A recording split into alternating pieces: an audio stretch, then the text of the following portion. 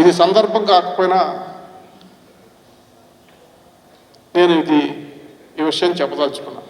ఎందుకంటే చాలా విచారకరమైనటువంటి పరిస్థితుల్లో రాజకీయాలు కానీ రాజకీయ పార్టీలు కానీ ఉన్నాయి.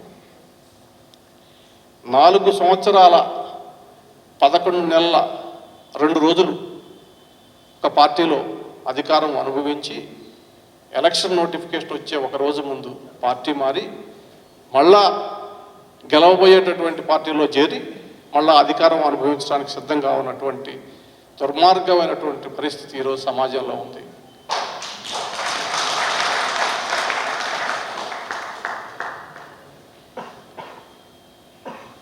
వాళ్ళకి ప్రజా ఆదరణ కానీ ప్రజా మద్దతు కానీ లేకపోయినప్పటికీ కూడా డబ్బు సంచులతోటి వాళ్ళని అక్కువ చేర్చుకునేటటువంటి రాజకీయ పార్టీలు రాజకీయ నాయకులు ఉన్నారు. చాలా దురదృష్టకరమైనటువంటి పరిస్థితి.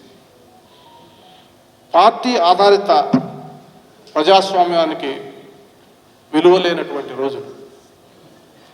ఫిరాయింపుదారుల చట్టం నిర్వీర్యమై నిష్ఫలితమైపోయింది. ప్రజల తీర్పుతోటి అధికార పార్టీని మార్చగలుగుతున్నాం కానీ అధికారంలో ఉండే వ్యక్తులను మాత్రం మార్చలేకపోతున్నాం. ఈ రకమైనటువంటి సంస్కృతిని నిలువరించాలంటే ప్రజలే ముందుకు రావాలా, ప్రజలే రక్షించుకోవాలా, అంతకు తప్ప మార్గం లేదు. ఈరోజు ఈ రకమైనటువంటి రాజకీయాలను చూసి మరి ఇంకా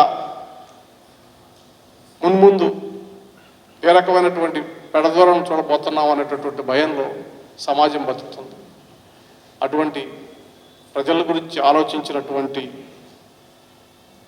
రాజకీయ పార్టీ ఆలోచన విధానం కలిగినటువంటి పట్టాభిరామయ్య గారు లాంటి వ్యక్తులు మరి సమాజంలో తమ వంతు ఏమైనా చేయగలరో ఆలోచించాల్సినటువంటి అవసరం ఉందని చెప్పి ఈ సందర్భంగా వారికి తెలియజేస్తున్నాను.